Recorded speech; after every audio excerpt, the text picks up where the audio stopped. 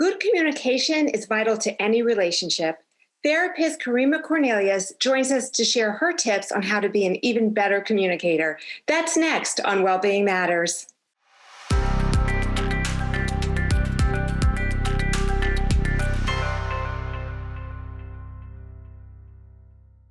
Thanks for tuning in to Wellbeing Matters. In a recent episode, we discussed the benefits of couples counseling.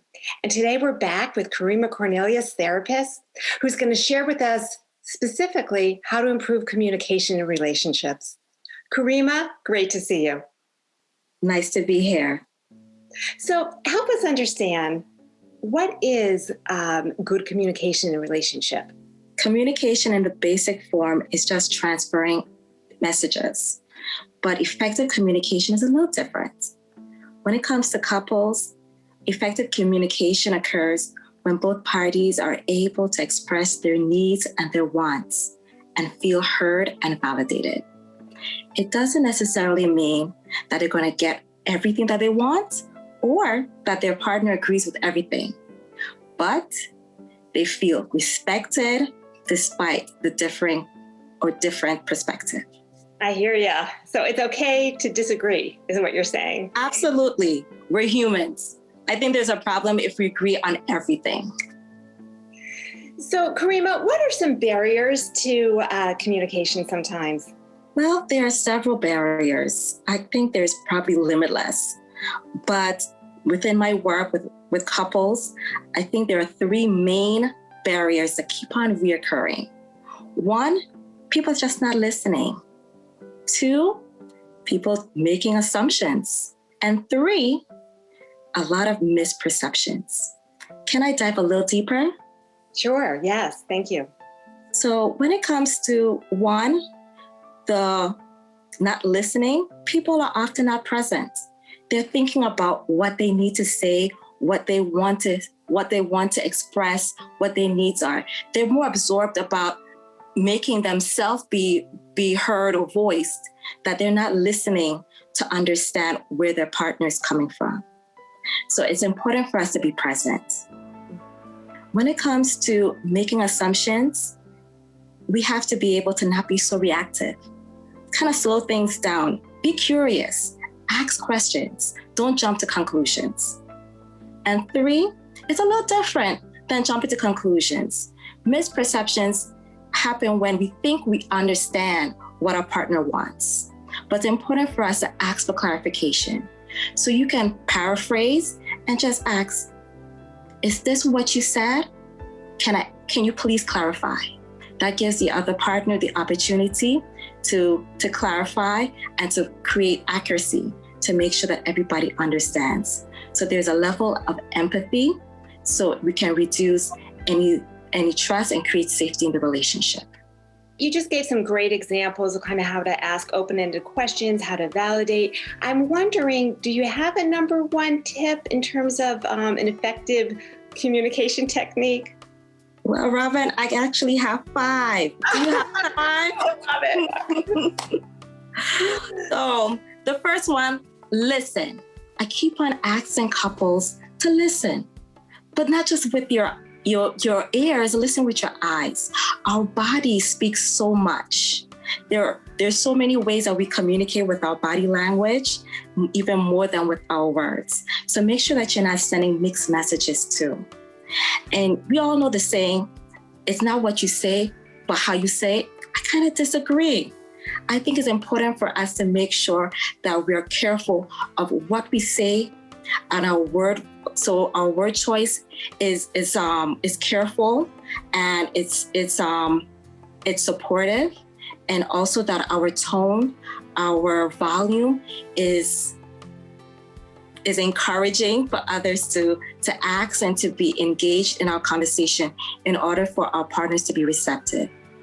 Here's a little tip when it comes to this, and you really want your partner's attention, instead of talking a bit louder, if you really want them to hear what you have to say, talk a little lower with a softer tone.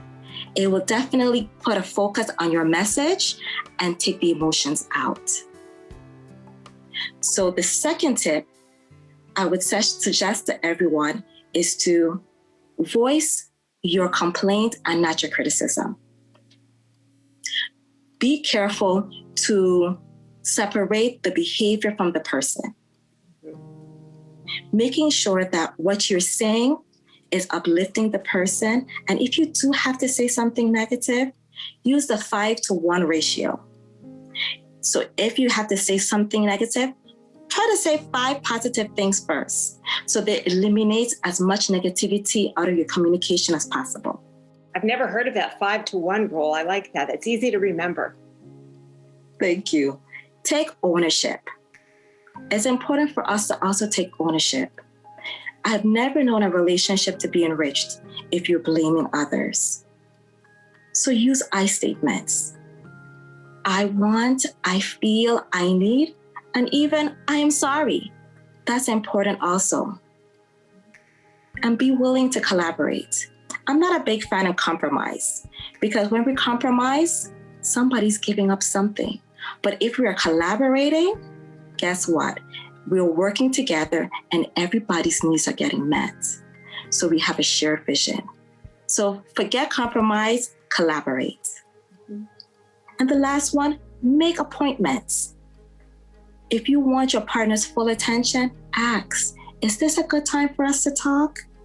If not, actually schedule a time and be intentional.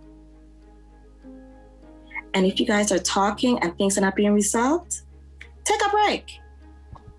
But actually make an appointment to go back to it. Don't just walk away. Actually say, we're not making any headway or any resolutions right now, but let's talk about it.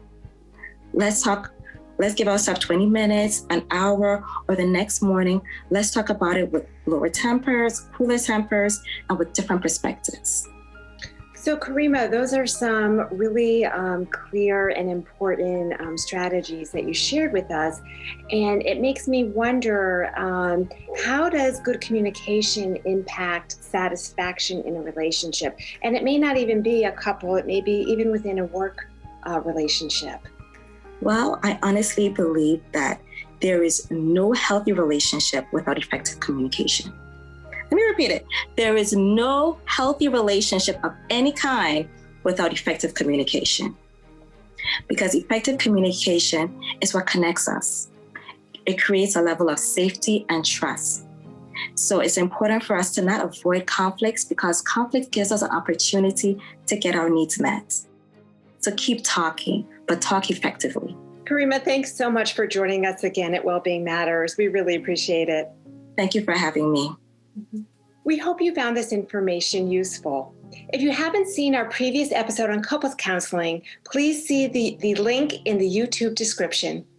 MCPS staff, please know the Employee Assistance Program is here for you and your family members to offer professional, no-cost, confidential counseling. And if you're not an MCPS staff member, please reach out to a licensed counselor. Thank you for watching Wellbeing Matters, everyone, and be well.